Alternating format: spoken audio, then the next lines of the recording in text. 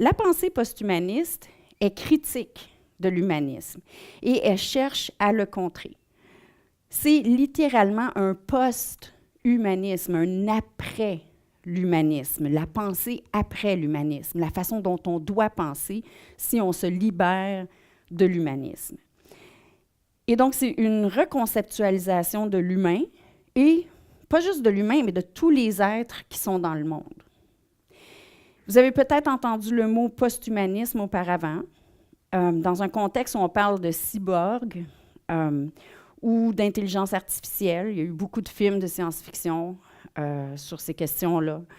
Et donc, vous avez peut-être entendu parler de post-humanisme dans ces contextes-là. Pardon.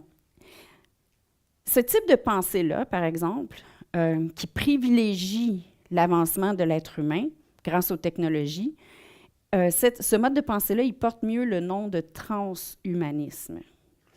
Et ce transhumanisme-là, les penseurs post-humanistes vont dire que c'est en fait un hyper-humanisme.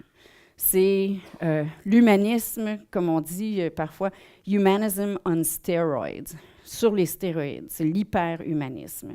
On continue à privilégier l'humain, on continue à privilégier le développement de l'humain. L'humain est encore au centre des préoccupations. Ça continue à être un exceptionnalisme humaniste. La pensée post-humaniste cherche à conceptualiser tous les aspects de l'existence sans en privilégier aucun. Les post-humanistes mettent l'emphase sur la matérialité et l'interobjectivité. L'interobjectivité qui est la contrepartie de l'intersubjectivité. Et ça, vous en avez sûrement parlé beaucoup avec Sartre. On insiste à dire que tous les êtres sont autant matériels que subjectifs. Les post-humanistes rejettent la pensée dualiste et ils insistent à dire que les êtres sont enchevêtrés de manière radicale. Rosie Braidotti, qui est une penseure clé du mouvement post-humaniste, elle explique, et je m'excuse si parfois certaines citations vont être un peu boiteuses, c'est que ce n'est pas des textes qui sont traduits. La littérature post-humaniste, c'est très, très récent. Par exemple, The Post-Human, ça a été publié en 2013, donc ça n'a pas été traduit encore.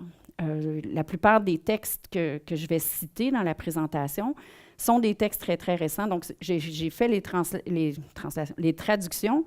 Je travaille en anglais, donc des fois, ça pourrait être un petit peu boiteux. Je m'en excuse si c'est le cas, mais j'ai essayé de respecter le sens du texte. Donc, on va voir ce que ça donne.